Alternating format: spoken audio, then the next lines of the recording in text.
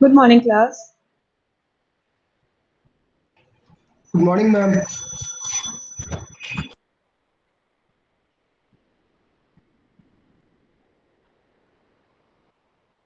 So, in yesterday's session, we have discussed about the .NET framework versions, that what are the different versions of .NET framework and what are the major Good afternoon, ma'am. features introduced in each version. In today's session, we will discuss about the .NET framework or .NET architecture. Both framework and architecture is same and it varies version by version of .NET framework. So we will discuss about .NET Framework 4.8. As already we have studied that .NET Framework has two core parts. Navajish, can you tell me what are the two core parts of .NET Framework? Yes, ma'am. What are the core parts of the .NET Good Framework? morning, ma'am. Good morning, Suraj. Ma'am याद नहीं है ma'am, भूल गया. Copy में लिखे होगे ना? Good morning, ma'am. देख नो करके मैम. बताओ. अच्छा. मैम अंकित पीडीएफ भेज राज, दीजिए ना. अंकित राज, Yes, ma'am. नवाजिश म्यूट कर लो. Ankit Raj, can CLR you और tell me the two core part? CLR और CLR, FCL और FCL FCL. क्या क्या? Okay, good. Common language runtime and framework class library. These are the two core parts which is involved in all the .NET framework.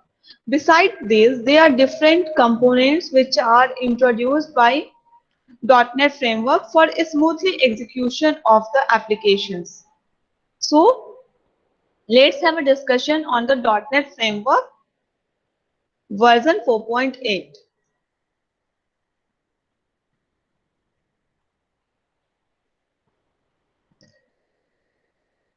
Ma'am कम से कम 2 minute का time दिया गया, तुरंत start कर देते हैं 11 Okay.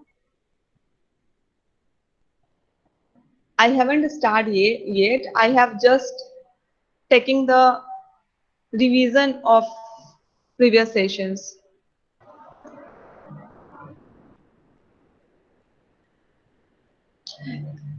In the last class, I have asked to wrote down about the versions of .NET. How many of you have started? कल के क्लास में बोले थे ना कि .NET वर्जन्स का क्या क्या फीचर्स है वो अपने वर्ड्स में लिखना. कितने लोग स्टार्ट कर चुके हो? Because there are too many features and there are too many versions, so it will take time to write down those things. Ma'am Yes, features को Dipanji? लिखना भी है, उसको एक्सप्लेन भी करना है.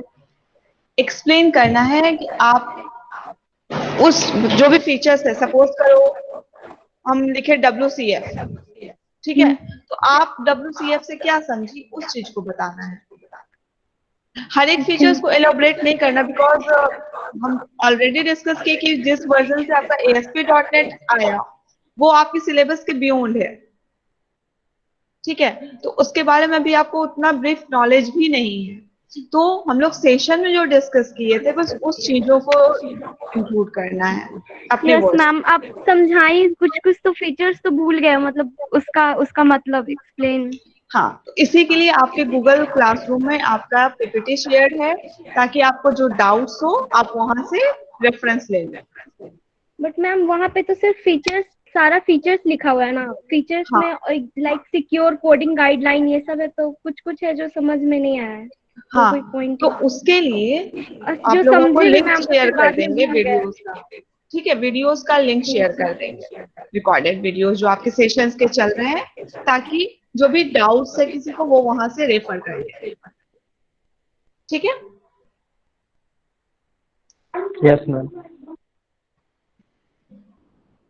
So let's start with the dot. हाँ राजेश.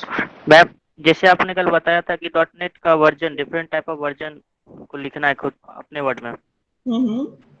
तो मैम इसका एक आप ओवरव्यू कम से कम दे देती ना पूरा, क्या कैसे लिखना है मैम, क्योंकि बस मेरे को ये समझ में आया अभी तक कि डॉट नेट क्या होता है, डॉट नेट एक फ्रेमवर्क है, बस यही सब समझ में, नहीं तो इससे इंटरेक्ट सिलेबस से मैं इंटरेक्ट ही नहीं हो पा रहा हूँ, क्या पढ़ रहे हैं नहीं पढ़ रहे हैं। देखो जनरली क्या होता है ना, डॉट नेट में जो है ये एक तरह का फ्रेमवर्क है जो कि आपको प्रोवाइड करता है विंडोज बेस्ड एप्लीकेशन बनाने के लिए प्लेटफॉर्म, या वेब एप्लीकेशंस बनाने के लिए, या मोबाइल बेस्ड एप्लीकेशंस बनाने के लिए। तो हर एक वर्जन में कुछ कुछ नए फीचर्स ऐड किए गए। तो मैम ये तो विंडोज के लिए ना होगा मैम? जरूरी नहीं है कि सिर्फ विंडोज के लिए है। विंडोज के लिए हमारे पास WPF इंट्रोड्यूस किया गया, जो कि विंडोज बेस्ड एप्लीकेशंस को डेवलप करने के लिए प्लेटफॉर्म था। ASP.NET यूज किया गया जब हम लोग वेब एप्लीकेशन बेस्ड बनाने लगे अपने एप्लीकेशंस को तब। तो डॉट नेट फ्रेमवर्क में आप देखे होंगे, हम जब जब डिस्कस किए, हम ये भी डिस्कस किए कि उस वर्जन में आपका कौन सा C# का लैंग्वेज यूज हुआ, क्योंकि हम लोग विंडोज बेस्ड एप्लीकेशन जो बना रहे थे वो C# बेस्ड बनाते थे या विजुअल बेसिक बेस्ड बनाते थे। हम लोग डॉट नेट फ्रेमवर्क के आर्किटेक्चर के बाद पढ़ेंगे कि VB.NET क्या है और हम उसमें कोडिंग कैसे करते हैं। इसके पहले आपके पास नॉलेज होना चाहिए कि हाँ कौन कौन सा वर्जन है और किस वर्जन में क्या मेजर फीचर्स ऐड किया गया up to Windows application development तक। आपको क्या क्या इंक्लूड करना, आप एक रफ चार्ट जैसा भी बना सकते हो। सपोज करो हम लिख लिए CLR version, C# version, .NET version. ये होगा क्या, एक आपको आइडिया देगा कि किस वर्जन में कौन सा टूल्स हम लोग यूज किए थे। साथ ही साथ आप जब उसको समराइज करेंगे अपने एग्जाम पॉइंट ऑफ व्यू से, कि एग्जाम में अगर क्वेश्चन आता है .NET वर्जन पे लिखने या .NEट फ्रेमवर्क पे शॉर्ट नोट्स लिखने, तो आप थोड़ा सा ब्रीफ करते हुए इस आंसर्स को इलाबोरेट कर सकते हो। तो ये बस इसलिए ये क्वेश्चन दिए ताकि आपके माइंड में एक समरी बना रहे कि हाँ इस वर्जन में क्या यूज हुआ था, ताकि उसके अकॉर्डिंगली हम फीचर्स को डिस्क्राइब कर सके। ठीक है, इसमें हम कोई मार्किंग नहीं रखेंगे कि इस क्वेश्चन को अटेम्प्ट करने पर ये मार्क है। ये क्वेश्चन आपके एग्जामिनेशन पॉइंट ऑफ व्यू से है, ताकि अगर क्वेश्चन, क्योंकि क्वेश्चन पूछता है short notes on .NET framework, तो उसके पहले .NET क्या होता है, कौन सा वर्जन अभी चल रहा है, कौन सा वर्जन था, कब इंट्रोड्यूस हुआ, वो चीज उसमें लिख सको।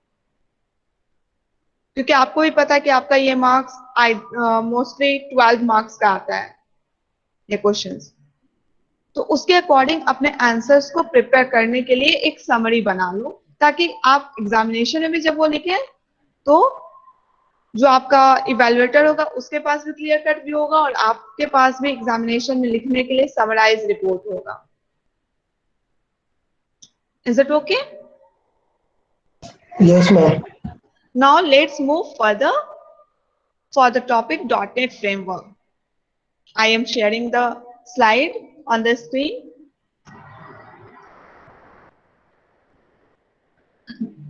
I have already said that we will discuss about the .NET Framework 4.8 version.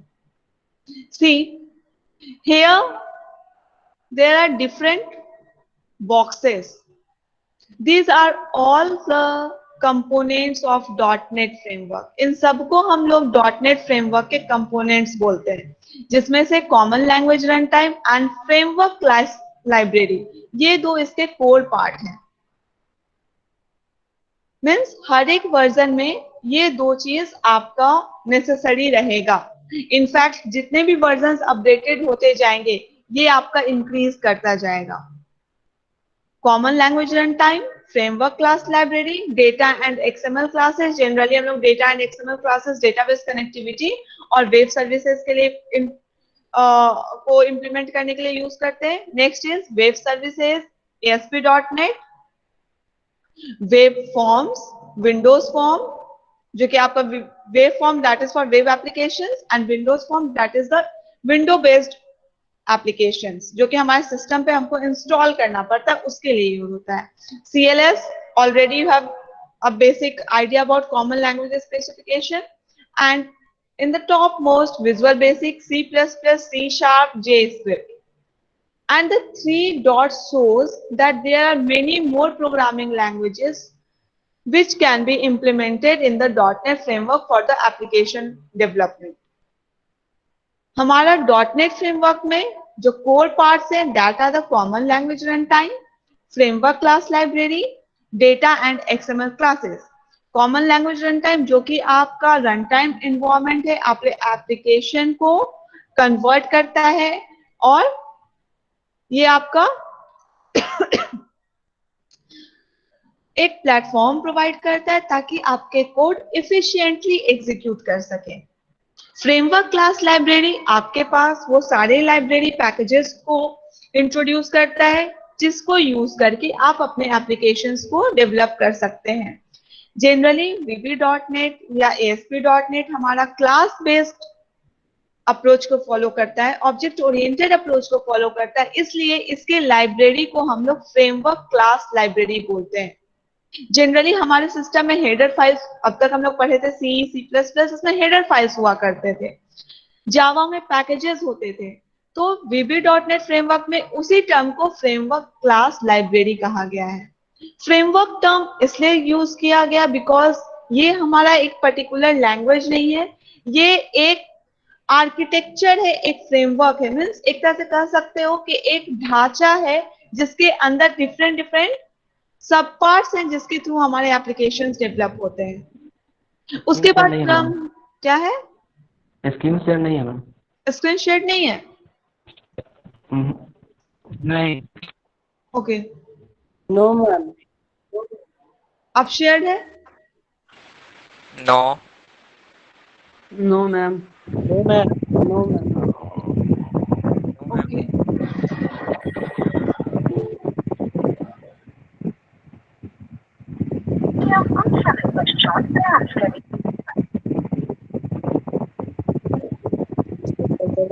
Shashikant भाई तू सचिकांत भाई माइक बंद कर दिया लेते। कर यार। तू मैसेज कर दिया कर भाई, वरना ऑन मत किया कर माइक। आई थिंक देयर चौरा में हो क्या भाई? Stop talking. पंखा चल रहा है पास में। I think there is some technical problem, so just wait few minutes for। अब हो रहा है? हो गया? नहीं हो रहा। नहीं मैम, नहीं मैम। नहीं मैम। No ma'am. नहीं मैम। प्रेजेंट उसके बाद कुछ है नहीं। Okay, प्रेजेंटिंग लिखा क्या हट गया? it is taking time, so wait for few minutes। Okay ma'am. Okay ma'am.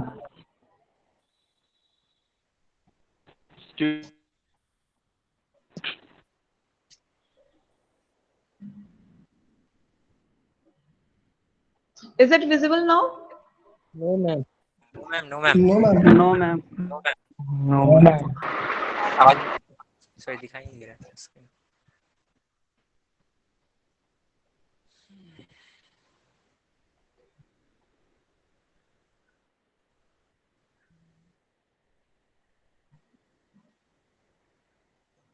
Is it visible?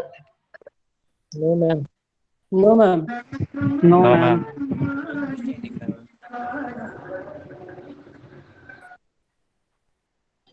Yes ma'am visible. Yes ma'am. Visible. ताली पर मजा आता है भाई ये। Okay, I hope it is visible to everyone. Yes ma'am. Yes ma'am. So let's continue। We have discussed common language runtime, framework class library. Data and XML classes are introduced when we started application development for the database. So data and XML is used for database and XML services, that is web services. After that, ASP.NET, Waveforms, Windows Form, CLS, that is a common language specification, Visual Basic, C++, C Sharp, JavaScript, and many more languages. Beside these, there are some other components which we will discuss. These are the CTS, that is a common type system, base class library, common language specification, framework, .NET assemblies, XML web services and Windows services. .NET framework में आपका जो architecture में जो भी components आप देखें उसके अलावा और भी डिफरेंट कंपोनेंट्स हैं, जिसमें आपका ये सारा कंपोनेंट्स है CLR, CTS, BCL, CLS, FCL, .NET assemblies, XML web services and Windows services. Now we will discuss CLR. हम लोग ऑलरेडी CLR डिस्कस किए हैं। CLR को .NET फ्रेमवर्क का हार्ट बोला जाता है। जैसे हम लोग CPU को ब्रेन बोलते हैं ना कंप्यूटर सिस्टम का, उसी तरह CLR को हम लोग .NET फ्रेमवर्क का हार्ट बोलते हैं। Common language run time is the heart of .NET। क्यों इसको हम हार्ट बोलते हैं .NET का? कुछ तो रीजन होगा इसके पीछे। क्या रीजन हो सकता है इसको .NET का हार्ट बोलने का? हार्ट का बेसिक प्रिंसिपल क्या होता है? बेसिक फंक्शनलिटीज क्या होता है? शरीर को जिंदा रखना। Blood circulate. Blood circulation. It means blood circulation में जब हम बात करते हैं, कहीं ना कहीं आपका वो प्रोसेस आपके लाइफ के एग्जिस्टेंस के लिए सबसे इंपॉर्टेंट है। अगर आपके बॉडी में ब्लड सर्कुलेशन रुक जाएगा तो आप ज्यादा सरवाइव नहीं कर पाओगे, राइट?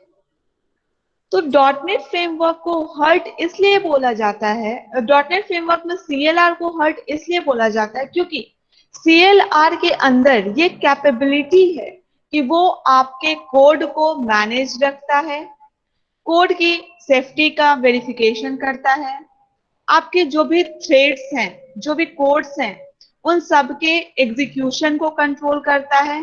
साथ ही साथ उस कोड को कौन एक्सेस करेगा, कौन एक्सेस नहीं करेगा, आपका कितना मेमोरी ऑक्यूपाई होगा, कितना मेमोरी आपका गार्बेज कलेक्शन के लिए यूज होगा, कब कौन सा काम होगा, इन सबके responsibility common language run time के पास है। इसी कारण से इसको हम लोग हार्ट ऑफ .NET फ्रेमवर्क भी बोलते हैं। ये और क्या क्या काम करता है? ये आपका कम्युनिकेट करता है आपके डिफरेंट सब प्रोसीजर, सब फंक्शन से, जो कि आप अपने कोड में इनबिल्ट किए हो। साथ ही साथ CLR की ये रिस्पॉन्सिबिलिटी होती है कि आपने जो कोड किया है वो किस वर्जन के अकॉर्डिंग है। जिस वर्जन के अकॉर्डिंग वो कोड है, उस वर्जन के अकॉर्डिंग उसको वो इम्प्लीमेंट करता है। सपोज करो हम .NET फ्रेमवर्क 4.8 यूज कर रहे हैं, लेकिन हम कोड यूज कर रहे हैं .NET फ्रेमवर्क 2.0 का, तो CLR उस कोड को 2.0 के कोड में कन्वर्ट करके चलाएगा, बिकॉज हम जानते हैं कि हमारे पास जो भी लेटेस्ट वर्जन आते हैं वो सारे अपने प्रीवियस वर्जन के फीचर्स को इनहेरिट करते हैं। करता है या नहीं करता है? Yes ma'am. करता है। तो इसलिए अब कौन सा कोड किस वर्जन पे है, इस चीज का टेस्टिंग CLR करता है, और CLR उसको उस वर्जन के अकॉर्डिंगली कन्वर्ट करके उस कोड को एग्जीक्यूटेबल बनाता है ताकि इफिशिएंटली वो कोड एग्जीक्यूट हो सके। अगर हम इसको किसी और एप्लीकेशन से रेफर करके एग्जांपल देखें तो देख सकते हो, हम लोग माइक्रोसॉफ्ट ऑफिस सभी लोग यूज करते हैं आज की डेट में, यस मैम। करते हैं ना? तो माइक्रोसॉफ्ट ऑफिस को जब आप सेव करते हो फाइल को, आइदर वर्ड के फाइल को सेव करो, एक्सेल के फाइल को सेव करो, या पावर पॉइंट या और भी अदर एप्लीकेशंस के फाइल को सेव करो, आपके पास डिफरेंट ऑप्शंस आता है कि आपको सेव कैसे करना है। उसी में आपके पास एक ऑप्शन आता है, सपोज हम यहाँ पे चेक भी कर सकते हैं उस फंक्शंस को,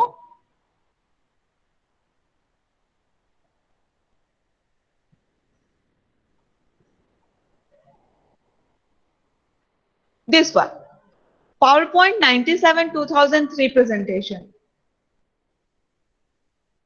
या फिर PowerPoint 97 2003 शो, PowerPoint 97 2003 एडिट, ये जो 3 फंक्शनलिटीज है ये इसी तरह काम करती है जिस तरह आपका CLR काम करता है। कोई बता सकता है ये क्या काम करता है?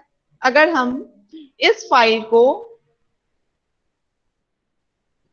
इस फॉर्मेट में सेव करेंगे तो क्या इफेक्ट पड़ेगा हमारे फाइल पे?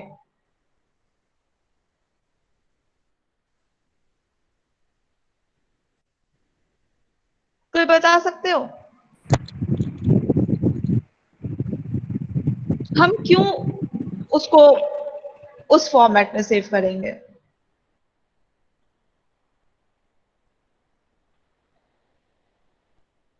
आई थिंक कभी इसको प्रैक्टिकली नहीं किए हो।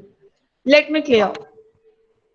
जब हम लोग 97 2003 में सेव करते हैं तो वो क्या करता है, आपका जो लेटेस्ट वर्जन है, आप जिस वर्जन पे अपना फाइल क्रिएट किए हो उसका परमिशन हटा देता है। उसमें जो भी फीचर्स हैं, हो सकता है आपके सिस्टम में 16 वर्जन हो और दूसरे के सिस्टम में, जिस सिस्टम में आपको फाइल ओपन करना है या उस फाइल को शेयर करना है, हो सकता है उसके पास 2010 वर्जन हो, या फिर हो सकता है उसके पास उससे भी बिलो वर्जन हो, उससे भी अर्लियर वर्जन्स को वो यूज कर रहा हो। तो ये पर्टिकुलर फॉर्मेट हमारे प्रेजेंटेशन को, हमारे डॉक्यूमेंट को, हमारे स्प्रेडशीट को उस पर्टिकुलर वर्जन में कन्वर्ट कर देता है ताकि हमारे रीडेबिलिटी और एक्सेसिबिलिटी पे कोई इफेक्ट ना पड़े और वो इजीली कहीं से भी रीडेबल और एक्सेसिबल हो जाए। तो सेम काम हमारा कॉमन लैंग्वेज रन टाइम का है, जो कि आपका सेकेंड पॉइंट डिस्कस कर रहा है। It allows engineer to design system with multiple language as CLR enables them to communicate and integrate their behaviors. The runtime checks the needed version of applied services to ensure that all dependencies are intact and the code work as intended. तो अभी हम जिस चीज को समझाए, that thing is related to point number 2, that is this point. इस point में कोई कंफ्यूजन है? No ma'am. ठीक है, अब आते हैं .NET में। आपका एक याद होगा वर्जन्स में कल हम लोग डिस्कस किए थे .NET कोर। तो .NET कोर में जो CLR यूज हुआ उसको हम लोग बोले कोर CLR, जो कि ओपन सोर्स था, और उसके बाद से सभी में हम लोग कोर CLR ही यूज करने लगे। इसका सबसे बड़ा फीचर्स क्या था कोर CLR का, कि ये आपके कोर कोडिंग में बहुत ही एडजस्टेबल है। अब बोलोगे मैम कोर कोडिंग क्या होता है? कोर कोडिंग का नाम सुने हो?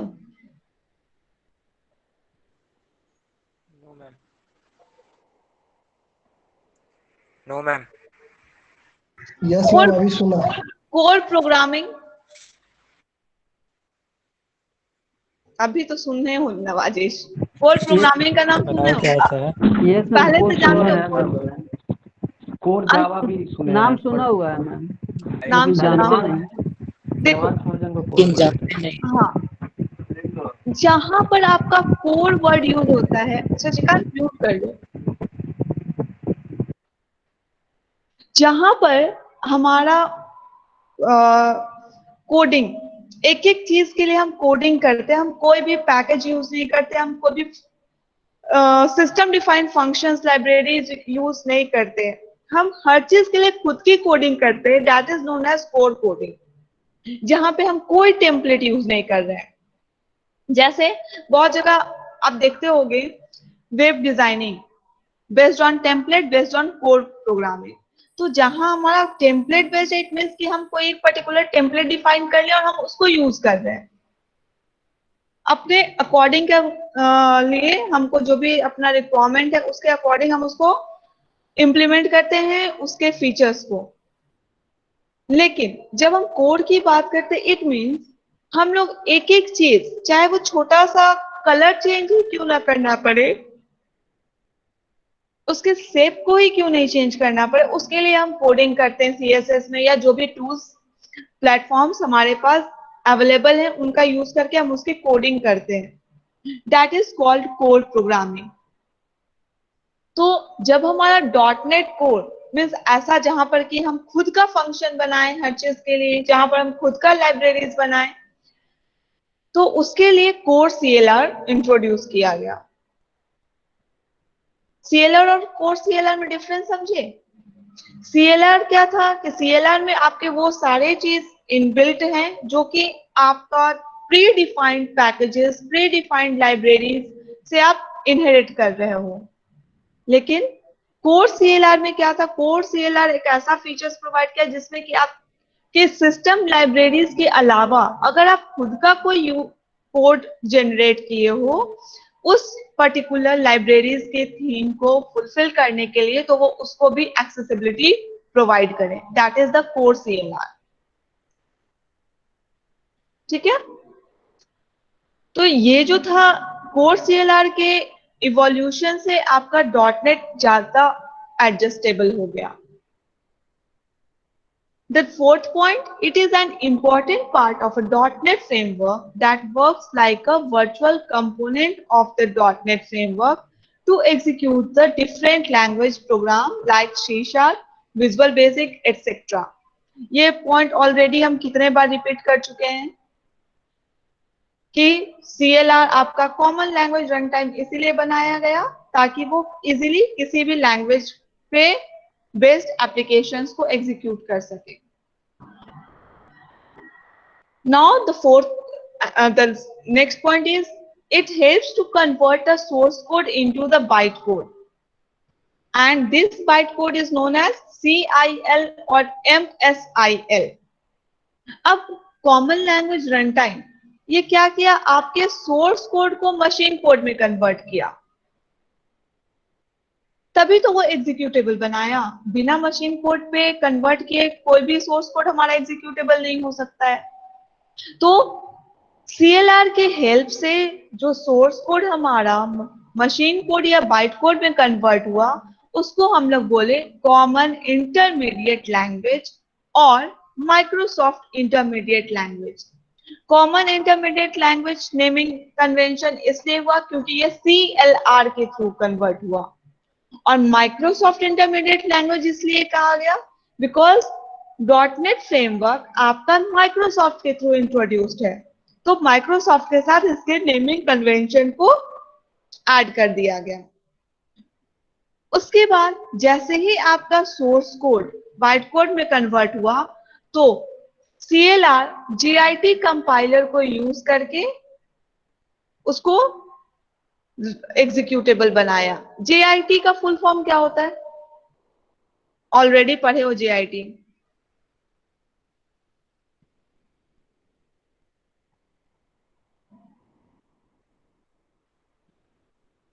JIT पढ़े हो, बताओ क्या होता है. याद नहीं आ रहा है ma'am. Just in time. Just in time आप ये चीज जावा में पढ़े होंगे, जस्ट इन टाइम कंपाइलर. ठीक है. तो CLR भी जस्ट इन टाइम. अटेंडेंस वाला लिंक भेजिए ना मैम. भेजेंगे, हड़बड़ी क्यों है नवाजिश, अभी बहुत टाइम बाकी है. फ्राइडे है मैम. अच्छा COD खेलेगा. हाँ फ्राइडे है इसलिए तो 10 मिनट पहले लीव लेंगे मैम. ठीक है. मलिक, नवाजिश और एंड अफरोज, यही तीन है ना, इनके अलावा भी कोई है? Yes ma'am. No ma'am. ठीक है. किसके लिए मैम? टू ऑफर नमाज. Yes ma'am. ठीक है. I will sharing the link with in 2 minutes. Okay okay ma'am. हाँ, let me complete this slide, then I will share the link. So, CLR का क्या काम था? CLR आपके सोर्स कोड को मशीन कोड में कन्वर्ट किया, जिसको कि हम लोग बोले कॉमन इंटरमीडिएट लैंग्वेज या फिर माइक्रोसॉफ्ट इंटरमीडिएट लैंग्वेज, जो कि किस चीज के थ्रू काम किया? JIT कंपाइलर के through. JIT compiler that is just in time compiler. हम यहाँ पे लिख भी देते हैं so that it will be more visible. Just in time compiler that is used to convert the source code into the byte code with the help of compiler. Now I am sharing the attendance link to everyone. Mark your attendance and please remember, mark your last 3-digit registration number, not your class roll number. Yesterday many of you have marked your class roll number.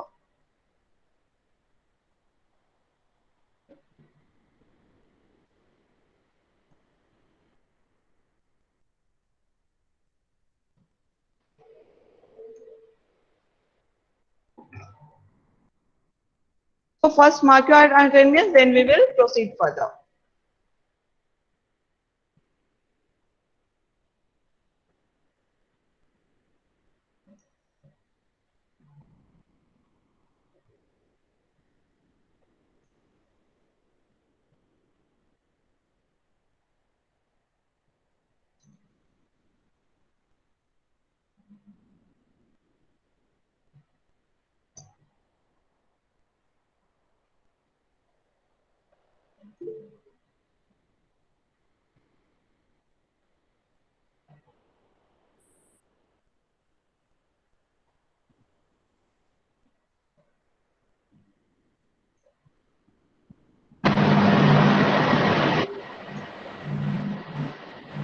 Ma'am open नहीं हो रहा।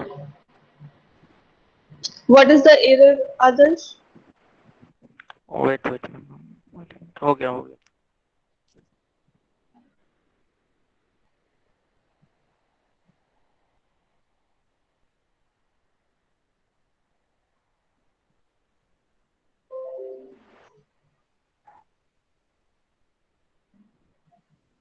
Submit कर दिया ma'am.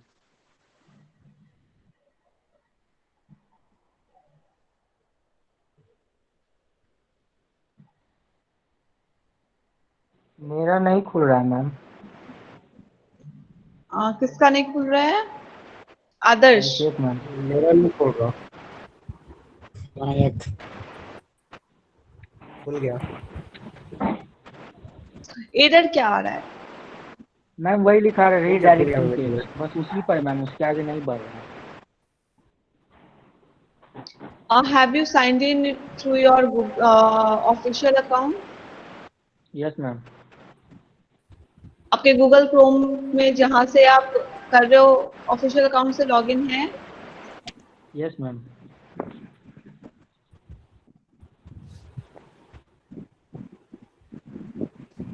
किसका किसका नहीं हुआ है? अभिषेक राज, आदर्श, मैम मेरा नहीं हुआ। अमन। Yes ma'am. अमन का भी नहीं हुआ। Done ma'am. ठीक है, जो प्रॉब्लम आ रहा है ना, हमको स्क्रीनशॉट शेयर कर देना कि ये मेरा प्रॉब्लम आ रहा है मेल के थ्रू, ठीक है? और अपना टाइप कर लो, चैट बॉक्स में अटेंडेंस मार्क कर लो आज के लिए। खुल गया ma'am. So that okay. Ma'am खुलता है लेकिन टाइम लेता है कुछ मैम, ऐसा नहीं कि 2 मिनट के अंदर में हो जा रहा है, थोड़ा सा टाइम लग रहा है। It depends on your connectivity issue also. Yes ma'am, connectivity slow है currently. Yes ma'am. Ma'am time limited मत कीजिए, कम से कम 5-10, कम से कम 5 minute.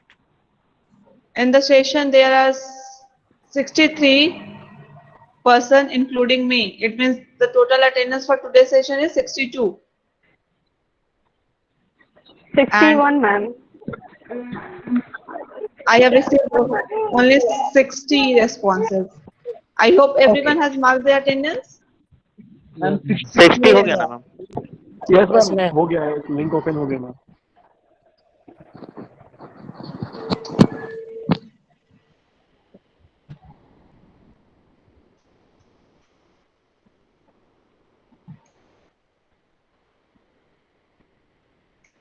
Okay, now let's proceed further.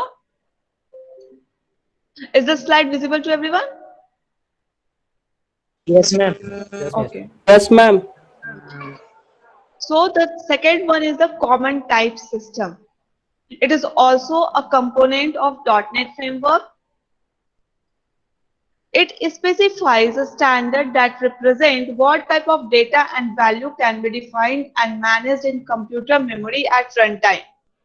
जैसे कि हम लोग पहले भी डिस्कस किए थे कि कॉमन टाइप सिस्टम क्या है, एक ऐसा सिस्टम है जो कि आपके डेटास को, आपके सिंटेक्स को, आपके फंक्शंस को, फंक्शन डिफाइन या फंक्शन कॉलिंग या जो भी रिलेटेड टर्म्स हैं, लैंग्वेज टू लैंग्वेज वेरी करते हैं, तो उन सबको एक कॉमन टाइप में कन्वर्ट करता है और उसके अकॉर्डिंग मैनेज करता है ताकि कंप्यूटर मेमोरी आपका इफिशिएंटली ऑर्गेनाइज हो सके जब वो एग्जीक्यूट करे। ठीक है, first point I think it is clear. It specifies a standard that represents what type of data and value can be defined and managed in computer memory at runtime. What type of data and value relates with the term that common type system converts your data, your functions, and all the syntaxes according to the executable file. आपका file कैसे execute होगा, कौन सा language आप use किए हो, उन सब के अकॉर्डिंग आपका कॉमन टाइप सिस्टम कन्वर्ट कर देता है ताकि आपका कंप्यूटर का मेमोरी इफिशिएंटली मैनेज हो सके। Is it clear? अब जैसे देखो एग्जांपल हम लोग अगर दें तो C# में या C++ में हम लोग कैसे डिफाइन करते हैं? int x int y लिखते हैं, यस मैम। लेकिन VB.NET में हमको डेटा टाइप डिफाइन करने के लिए इंटीजर लिखना पड़ता है। जैसे अगर हमको लिखना है, फॉर एग्जांपल हम यहाँ पे टाइप करते हैं C# में अगर हमको लिखना होता है हम लिखते हैं int x, लेकिन अगर हमको यही चीज I will be in a small letter, अगर हमको यही चीज VB.NET में लिखना है तो हम लिखेंगे dim x as integer। x हमारा C# में डिफाइन करें या VB.NET में डिफाइन करें, दोनों में इंटीजर टाइप ही होगा, लेकिन दोनों में डिफाइन करने का तरीका अलग अलग है। इनफैक्ट आप खुद देखे भी होंगे कि एक ही डेटा टाइप अलग अलग लैंग्वेज में अलग अलग स्पेस बाइट ऑक्यूपाई करता है। पढ़े हो? जैसे अगर हम C# की बात करते हैं तो या C++ की बात करते हैं तो वो क्या है, कैरेक्टर के लिए हम लोग 1 बाइट स्पेस लेते हैं, लेकिन अगर हम उसी चीज को जावा में बात करते हैं तो हम कितना 2 बाइट स्पेस लेते हैं कैरेक्टर के लिए। तो कॉमन टाइप सिस्टम का यही काम है कि अलग अलग लैंग्वेज से जो भी सिंटेक्स हमारे पास आया सिस्टम में सोर्स कोड से बाइट कोड में कन्वर्ट करने के लिए, तो उसको वो उस पर्टिकुलर लैंग्वेज के अकॉर्डिंगली बाइट कोड से मशीन कोड, सोर्स कोड से बाइट कोड या मशीन कोड में कन्वर्ट करें जिसमें कि उसको लिखा गया है, और उसका एग्जीक्यूटेबल फाइल इस तरह से बनाए कि जो भी सिंटेक्स या जो भी कोड उस प्रोग्रामिंग में लिखा गया है वो अपने टास्क को परफॉर्म करे इफिशिएंट वे में, स्पेस कॉम्प्लेक्सिटी और टाइम कॉम्प्लेक्सिटी को ध्यान में रख करके। ठीक है, तो कॉमन टाइप सिस्टम का बेसिकली काम क्या है? वेरियस लैंग्वेज के साथ इंटरैक्ट करके एक दूसरे के साथ इंफॉर्मेशन को शेयर करना। Is there any doubt in common type system? No ma'am. Means CLR is clear to everyone? Yes ma'am. Sorry. CLR is clear to everyone and CTS is clear to everyone. Now we will move for the base class library. What is base class library?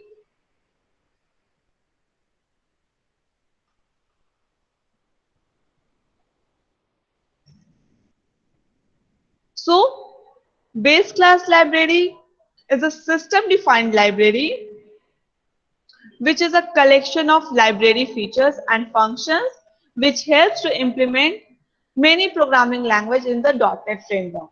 Suppose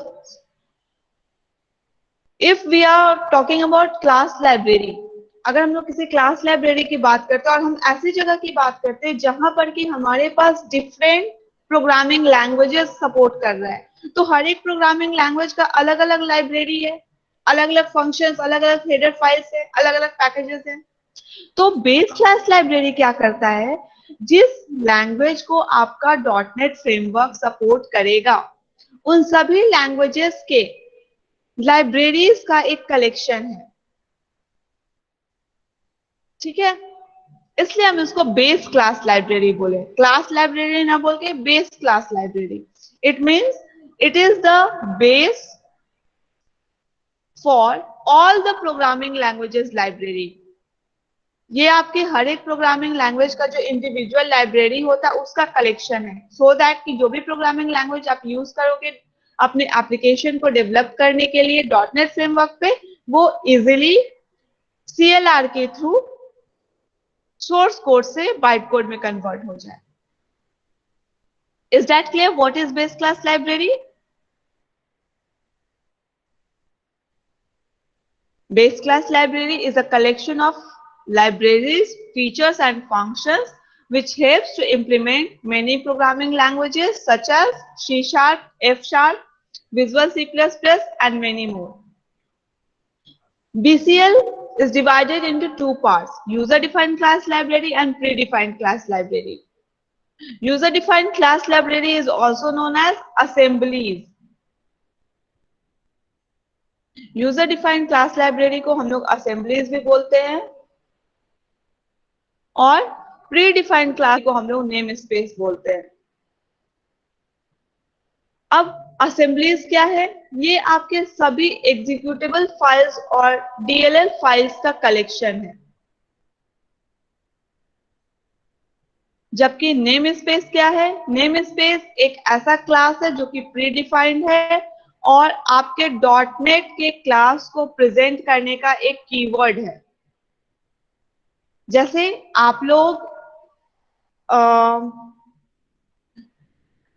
C में use करते थे #include stdio.h, C++ में use करते थे #include iostream.h, जावा में use करते थे import keyword. उसी तरह .NET में नेम स्पेस है। नेम स्पेस का क्या काम है? नेम स्पेस उसी तरह काम करता है जिस तरह आपका C का हेडर फाइल्स काम करता था। Name space is the collection of predefined classes and methods that present in .NET। अब यहाँ पे क्वेरी है कि प्री डिफाइंड क्लासेस को ही हम नेम स्पेस के साथ क्यों कॉल करेंगे? तो याद होगा, हाँ बोलो। C++ में भी नेम स्पेस था ना, यूजिंग नेम स्पेस स्टैंडर्ड करके कुछ। हाँ, C++ में भी नेम स्पेस हम लोग यूज करते हैं, हम उसकी भी बात करेंगे। ये बताओ हम लोग क्यों बोले प्री डिफाइंड क्लास लाइब्रेरी के लिए नेम स्पेस है? क्यों नहीं बोले यूजर डिफाइंड लाइब्रेरी के लिए भी नेम स्पेस है? प्री डिफाइंड मतलब पहले से ही फंक्शन उसका प्री डिफाइंड है। जिस तरह से खुद यूजर बनाएगा ना। हाँ, जिस तरह से C में सिस्टम डिफाइंड हेडर फाइल्स के लिए या C++ में हम लोग सिस्टम डिफाइंड हेडर फाइल्स के लिए यूज करते थे #include stdio.h या iostream.h को एंगुलर ब्रेसेस में, इस तरह से हम लोग यूज करते थे #include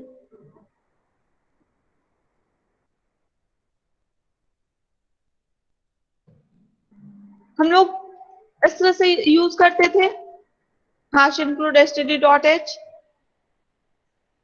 लेकिन जब हम खुद का फाइल क्रिएट करते थे हेडर फाइल, तो हम एंगुलर ब्रेसेस न देकर के हम एक स्पेस और सिंगल कोट्स में उसको लिखते थे, जो कि कंपाइलर के लिए इजी होता था कंपाइलेशन के समय कि हमारा कौन सा pre defined class library header file है और कौन सा यूजर डिफाइंड है।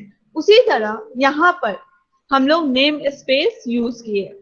आपको पता होगा कि नेम स्पेस जो हम लोग यूज करते थे C++ में, वो हम तब से यूज करने लगे जब से हम विजुअल C++ यूज करने लगे। वहां पे हम लोग यूज करते थे नेम स्पेस std। करते हैं टर्बो सी में ma'am yes name space std। Turbo C भी उसके अकॉर्डिंग अपडेट हुआ था। वो तभी यूज हुआ जब हम लोग स्टार्ट किए विजुअल स्टूडियो के साथ उसको कंपेटेबल बनाना। तब नेम स्पेस का कॉन्सेप्ट C++ के लाइब्रेरी में भी जोड़ा गया।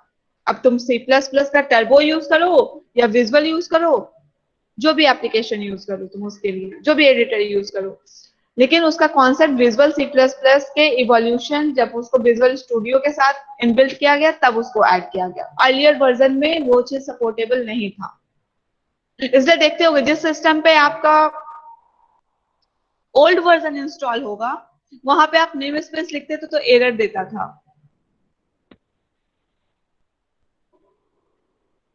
ठीक है, तो बेस क्लास लाइब्रेरी में हमारा दो पार्ट है, यूजर डिफाइंड क्लास लाइब्रेरी जो कि असेंबली कहलाता है, और प्री डिफाइंड क्लास लाइब्रेरी जो कि नेम स्पेस है। नेम स्पेस के थ्रू हम लोग प्री डिफाइंड क्लास या फंक्शंस को अपने .NET प्रोग्रामिंग में इनहेरिट करते हैं, इंपोर्ट करते हैं। इसको हम सिमिलरली उसी वे में समझेंगे जैसे सी का हेडर फाइल और जावा में पैकेज है जो कि हम लोग यूजिंग सिस्टम यूज करते थे। याद है import system .io .asterisk use करते थे जावा में। Yes ma'am. अब बोलो कि मैम .NET पढ़ रहे तो इसका रेफरेंस क्यों दिया जा रहा है। हम लोग जब भी कोई प्रोग्रामिंग अप्रोच पढ़ते हैं ना तो हम लोग ये हमेशा ध्यान रखते हैं कि हम किस चीज को किस चीज से रिलेट करके उसको समझें, सो दैट कि हम जब एप्लीकेशन डेवलपमेंट का रिक्वायरमेंट स्पेसिफिकेशन करते हैं उस समय हमारे पास ये क्लियर कट आइडिया हो कि हमको कौन से लैंग्वेज को लेकर के आगे बढ़ना है। जिसमें कि आपका आता है ना सिस्टम सॉफ्टवेयर रिक्वायरमेंट, वो होता है क्लाइंट साइड पे, लेकिन डेवलपर के लिए भी ये इंपॉर्टेंट होता है जो कि आप लोग मेंशन करते होगे टूल्स एंड टेक्नोलॉजी यूज। तो इसलिए जब भी किसी प्रोग्रामिंग लैंग्वेज को पढ़ो तो हमेशा एक दूसरे के साथ रिलेट करके पढ़ो कि हम उसमें कैसे करते थे और इसमें कैसे करेंगे। इससे क्या होता है कि आप जो ऑलरेडी पढ़े हुए हो वो आपका रिवाइज हो जाता है और जो नया एडिशनल फीचर्स जिस प्रोग्रामिंग लैंग्वेज में है वो इजी हो जाता है। तो अगर आपसे कोई कंपैरेटिवली स्टडी भी करने बोलता है तो वो इजी होगा। ठीक है, अभी तक में कोई डाउट? CLR, CTS, BCL इन तीनों में कहीं कोई doubt?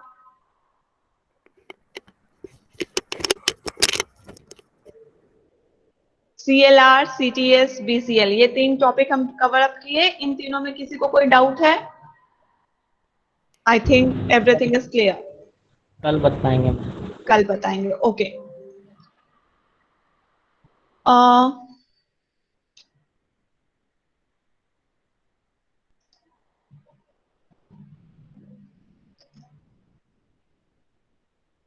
Abhishek Gupta, Abhishek Jha, Abhishek Patel, Abhishek Singh, Abhishek Raj.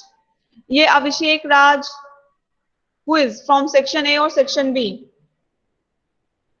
Both Abhishek Raj is present? Both Abhishek Raj. Yes ma'am. Yes ma'am. Section B ma'am Abhishek Raj. Section B Abhishek Raj, good. Adarsh, Aditya Abhishek, Aditya Raj Kamal, Amit, Ankit Kumar, that is Ankit, roll number, Ankit first or Ankit second? Who is Ankit Kumar? Yes, ma'am. Ankit second. Second. Okay. Ankit Mukherjee, ma'am that is Ankit मेरे और first. Ma'am अंकित राज के roll number में difference है ma'am 29 और 30 का। हम भी 29 लिखते हैं, अभी वो कितना लिख रहा है हमको नहीं पता, अंकित ही बता पाएगा। That's why I asked. 28 लिखता है। 28 29 है अंकित Mukherjee. What is your class roll number? I am not asking about that because we are maintaining your attendance as per your registration number. Okay? अंकित राज का So 20 class लिखा roll number doesn't vary. Ankit Yes, yes, Mukherjee, 20. Ankit Raj, Ankit Singh, Anurag, Deepak, Gautam, Haridev, Kajal, Kaushik, Manali, Mrinal, Nikhil, Nitesh, Pammi, Prabhat, Priya, Raghuvansh, Rahul. Who is Rahul? Rahul first or Rahul second? Yes, ma'am. Rahul first. Rahul first. Okay. Rakesh, Ranjit, Rishabh, Rupam, Rupanshi, Sahil, Satish, Satyam, Saurabh Kundan, Shalini, Shashikant Kumar, Shivam, Shivangi, Shivani, Shubham Raj, Shubham Vicky, Sudhanshu, Sumit, Suraj, Verma, Rahul, Shrikant. Rahul, what was the error you were getting while marking your attendance? Ma'am मेरा sign in नहीं हो रहा था browser में। Okay. Okay, class. Now you can leave because at अच्छा ma'am last. मेरा attendance होना तक नहीं हुआ था। पता नहीं क्यों। Shivam, yesterday you have marked your class roll number in the registration. That's why I जी had ma'am. suggested you that you are अच्छा absent मैम, तो for वो that. वैलिड रीजन था क्या डायरेक्टली काटने का? Of course, already it is communicated to you that you have to mark your registration number for making your attendance, and that was the third session. Before starting the first session, second session, ma'am ideally अभी you should जितना say. हम आप 3 दिन से जो attendance सुना रहे थे मैम, उसमें हम 0-10 ही लिख रहे थे क्योंकि हमको अपना आईडी कार्ड वाला याद आ गया था कि हम वो भूल गए थे, हमको पता नहीं था। तो इसके लिए आप वार्निंग भी तो दे सकती थी ना। वार्निंग पे ही तो आपको 2 से अटेंडेंस दिया गया ना नाम तो शिवम। है, ये नाम तो एक ही है ना मैम। अच्छा नहीं फिर हम अरे, जाते हैं तब ना, नाम से तो अगर पता 2-3 चल नाम रहा रहता मैम तो आप बोल सकती थी ना कि वो नहीं था या फिर कोई बात था। हम तो हम क्या इतना तक बोल बता रहे हैं मैम, AKU के एग्जाम में मैं क्लियर करने गए थे मैम, वहाँ पे मेरा रोल नंबर छूट गया था। पूछिए मेरे दोस्त लोग थे, ठीक वहाँ है। तक हमको मैम नहीं कुछ हुआ। यहाँ का तो बात ठीक है, छोड़िए। आप अगर आपको it लगता है कि आप means सही में काट के अच्छा किए हैं शिवम, तो चलिए ठीक है मैम, कोई बात नहीं। अटेंडेंस लेने नहीं आते हैं, पढ़ने के लिए आते हैं। बात है, आपको काटना आप काट लीजिए, कुछ नहीं बोलेंगे। Shivam that is email not ID the way कि आपके साथ क्या हुआ क्या नहीं हुआ। हम ये देख रहे हैं कि आप इंस्ट्रक्शंस को फॉलो नहीं कर रहे हो। इट नहीं मीन्स कि मैम, मेरा हम आपका इंस्ट्रक्शन इंस्ट्रक्शन देना मैम, हम आपका हर इंस्ट्रक्शन क्लास में मानते ही दिए नहीं है नहीं जा मैम, रहा है, आपका हम कोई बात नहीं मानते हैं। तो फिर आपको राइट भी नहीं है ना क्लास करने। तो एग्जैक्टली मैम, आप काट लीजिए मैम, कोई दिक्कत नहीं। इनफैक्ट रघुवंश का भी एक दिन का अटेंडेंस कटा because he had join 2 time in the session. बीच में वो गायब था। ओके तो मैम, मैम कोई बात देखिए नहीं। यहाँ काट लीजिए। नेटवर्क प्रॉब्लम भी तो रहता है। Ma'am Raghuvansh network it issue was के मेरा कारण से मेरा बार बार लॉग आउट हो रहा था मेरा तो आपको रघुवंश मेरा it was your statement that ma'am थोड़ा बाहर चले गए थे, कुछ काम था। इट इज बीइंग नहीं कहा रिकॉर्डेड। होता है 2 मिनट के लिए गूगल फॉर्म ओपन किया जाता है, 2 मिनट में किसका बन जाता है भाई। अंकित राज अभी का भी बता कट गया था अटेंडेंस, दया सर काट लिए 1 मिनट में। तो टाइम बढ़ा मैम, दिया। लेकिन एक बात है, ये अटेंडेंस को लेकर आप लोग बहुत ज्यादा करते हैं। पढ़ाई से ज्यादा मैम अटेंडेंस प्रयास सबसे सर भी बंद कर देते हैं, मेरा भी अटेंडेंस अभी बन नहीं पाया था दूसरे किसी का तो हमको नहीं पता, लेकिन अगर मेरा वैलिड रीजन था ना मैम, बहुत गलत वैलिड रीजन था मैम, बहुत मतलब सोच भी नहीं सकती। एनी मोर ठीक है, आपका एनी देखिए मोर ना, कोई बात प्रॉब्लम? मैम कल छुट्टी रहेगा क्या? नहीं, कहीं कोई मेल गया है? No ma'am. Then कल कोई वेबिनार why है ना leave? 11 से। ओके मैम, कोई बात नहीं। अगर क्लासेस नहीं होंगे तो आपका इंफॉर्मेशन दिया जाएगा कि आपके क्लासेस का क्या शेड्यूल है और क्या है। और केक कब कटेगा? मैम मेरा साइन इन वाला प्रॉब्लम है तो उसका क्या करूँ, मेरे को मेरा दयाल सर में भी अटेंड नहीं हो पाया था। राहुल, क्या प्रॉब्लम आ रहा है साइन इन में? मैम साइन इन कर रहा तो ऑफिशियल आईडी से साइन इन हो ही नहीं पा रहा है। आप एक बार सुजीत सर से मैं कांटेक्ट डिफॉल्ट कर लीजिए, ठीक मैं है? दयाल सर में भी मैम बन नहीं पाया था। हाँ, तो आप एक बार सुजीत सर से कांटेक्ट कर लीजिए कि आपके ईमेल आईडी के साथ क्या प्रॉब्लम है। और अभी अपना रजिस्ट्रेशन नंबर चैट बॉक्स में मार्क कर दो अभी क्या अटेंडेंस के लिए, ओके मैम। ठीक है? Now everyone can leave the class.